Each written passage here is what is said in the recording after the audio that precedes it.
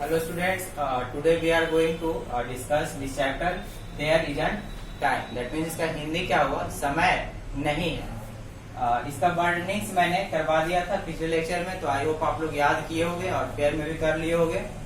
और आपके पास अगर बुक है तो बुक ओपन कर लो, और बुक रहेगा तो आपको आसानी होगी पढ़ने में, समझने में। और नहीं है तो आप खरीदने का कोशिश करो और फेयर भी बनाना स्टार्ट करो, ठीक है।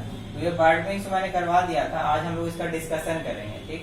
तो देयर इज एन टाइम का हिंदी क्या हुआ ना, समय नहीं है। जनरली हम लोग बोलते हैं कि मेरे पास समय नहीं है, समय नहीं है। किसी भी काम के लिए, एक्स्ट्रा काम के लिए हमारे पास समय नहीं है, ओके। तो आओ पहले देखते हैं वार्म अप सेक्शन में क्या, वो देख लेते हैं पहले। वार्म अप सेक्शन में देखो क्या कह रहा है, how do you spend your spare time. Spare मतलब क्या होता है, अतिरिक्त समय, बचा हुआ समय, ठीक है।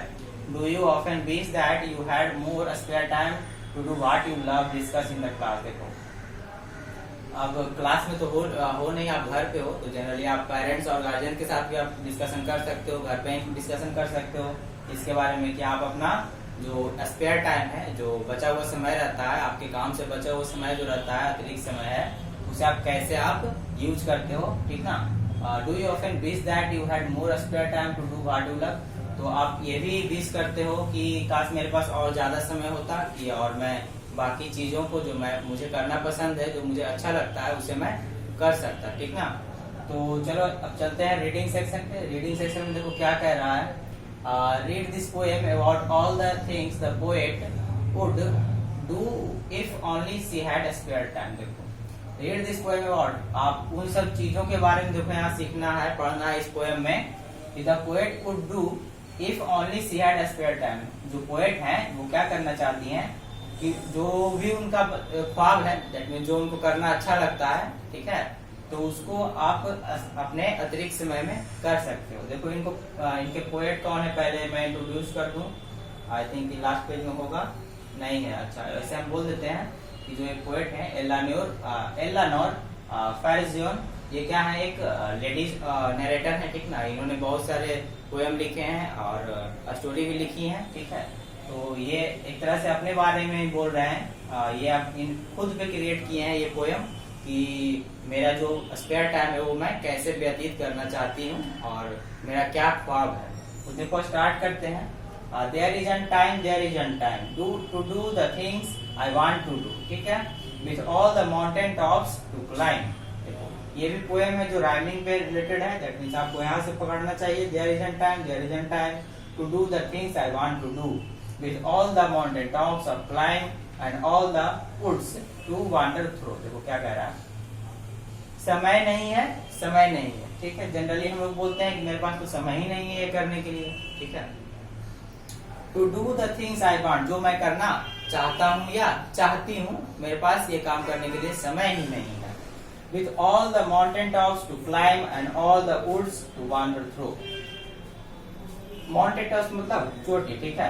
कि मैं चाहती हूँ कि जो मेरा अतिरिक्त समय है, मैं उस समय में माउंटेन टॉप्स पे क्या करूँ, क्लाइम करूँ, चढ़ाई करूँ। और क्या है, wander through, woods to wander through. Woods मतलब यहाँ क्या हुआ, लकड़ियां नहीं, यहाँ आएगा सेंस जंगल का, ठीक ना। वुड्स मतलब जंगल, कि मैं जंगलों में घूमूं, देखूं, वहाँ पे नए नए एक्सपीरियंस लूं। वहाँ क्या चीज है कि कौन से समय में, अपने स्पेयर टाइम में, बचे हुए समय में। देखो बचा हुआ समय कभी भी आता नहीं है, जो करना रहता है तुमको उसी समय पे अपना समय निकाल करके काम करना होता है, ठीक है। And all the seas to sail upon and everywhere there is to go and all people everyone. देखो क्या कह रहा है, all the seas to sail upon, ठीक है। तो मैं चाहती हूँ कि मैं जल यात्रा भी करूँ, ठीक है। जल मतलब नाव से या फिर शिप से एक जगह से दूसरी जगह जाऊं और दुनिया के सारे लोगों से मैं मिलूं, जितने भी लोग हैं इस धरती पे, और सबसे मैं मिलूं। ये मेरा ख्वाहिश है, दैट मीन्स ये नरेटर का ख्वाहिश है, ठीक है। अब देखो, and all the people everyone who lives upon the earth to know. देखो यहाँ पे, और ये चाहती हैं कि मैं उन सारे लोगों से मिलूं जो इस धरती पे रहते हैं, एक साथ रहते हैं। टू नो, मैं उन्हें जानूं, समझूं, ठीक है। अब यहाँ देखो, to know a few and do a few, ठीक, and then sit down and make a rhyme about the rest I want to do. अब ये सब देखो नरेटर क्या कर रही हैं, मतलब सोच रही हैं कि अगर मेरे पास अतिरिक्त समय रहेगा, स्पेयर टाइम रहेगा, तो मैं ऐसे यूज करती, माउंटेन क्लाइंबिंग करती, और उसके बाद क्या करती, उस जंगलों में घूमती, ठीक है, जल यात्रा करती, दुनिया के सारे लोगों से मैं मिलती अगर मेरे पास स्पेयर टाइम रहता तब। लेकिन मेरे पास स्पेयर टाइम है ही नहीं है, तो क्या करती हैं फिर लास्टली ये नरेटर क्या करती हैं, make a rhyme about the rest I want to do. और ये सब जो इनका ख्वाब है, सपना है, उसे क्या करती है, लिखना स्टार्ट करती है, और एक डायरी में ना ये ख्वाबों को लिखती है कि ये मैं करती। About the rest I want to do, जितना भी रेस्ट है, जितना भी बचा हुआ चीज है मेरे जीवन में जो मैं नहीं कर पा रही हूँ, और वो मैं इसको एक राइमिंग में क्रिएट करके लिखना चाहती हूँ। आई वांट टू डू, जो मैं करना चाहती हूँ उसको एक राइमिंग में क्रिएट करके लिखना चाहती हूँ, ठीक है।